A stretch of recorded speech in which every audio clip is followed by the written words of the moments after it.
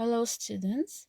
In the last part, we stopped in the paragraph where Mr. Rakesh had set up his own clinic. We also got an idea that Mr. Verma, his father, had retired after working for 40 years in the kerosene dealer's depot. And we also know that his mother had passed away. Today, we will begin from where we stopped,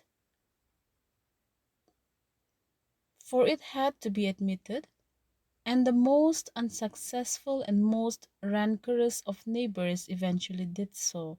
That Rakesh was not only a devoted son and a miraculously good natured man who contrived somehow to obey his parents and humor his wife and show concern equally for his children and his patients.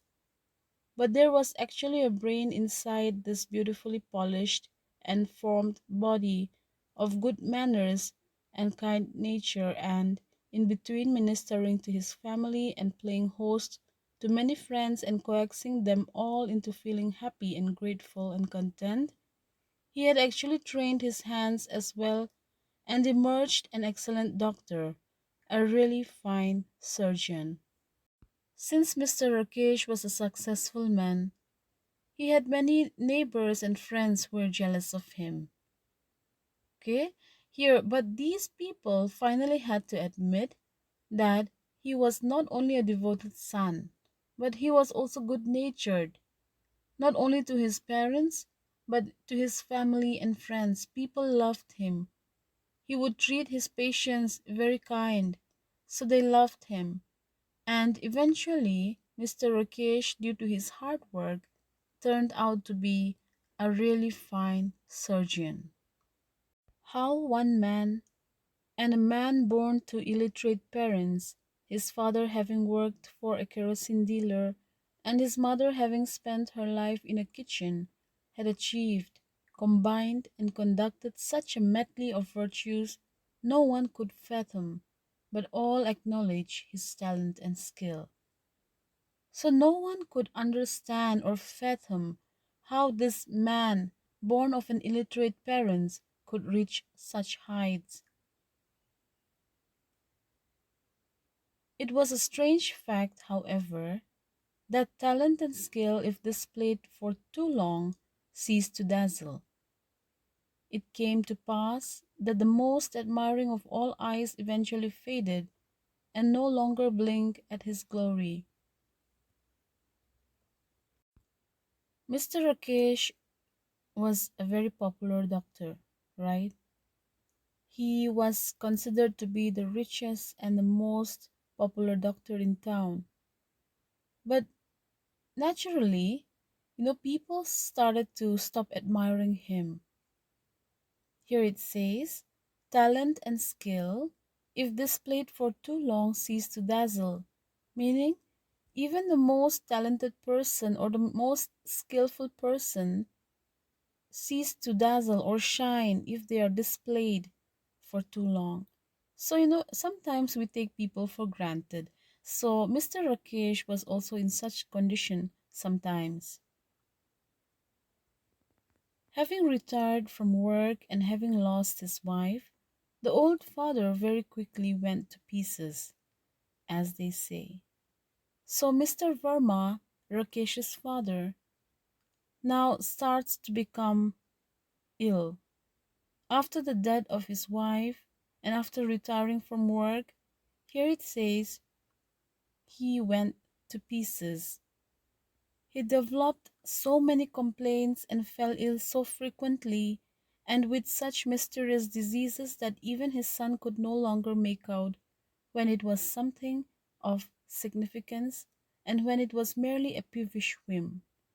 Okay, so he had so many complaints, he would complain so many types of illnesses that even his own son, who was a doctor, could not make out what it was. He sat huddled on his string bed most of the day and developed an exasperating habit of stretching out suddenly and lying absolutely still, allowing the whole family to fly around him in a flap, wailing and weeping, and then suddenly sitting up, stiff and gaunt. and spitting out a big gob of Betelgeuse as if to mock their behavior. The father of Mr. Rakesh would sit huddled on his string bed most of the day. Your string bed in Indian villages, they often have bed made of iron that would be kept in the veranda. So Mr. Verma would sit there the whole day. And here it says he has a very bad habit. What was his habit? He would stretch out suddenly and lie very stiff as if he was dead. So the whole family would come around him. They would try to wake him and they would cry and weep. And suddenly he would sit up straight and spit out a gulp of betel juice. Betel here, betel means pan, okay, pan juice from his mouth. This was a very irritating behavior that he had. He did this once too often.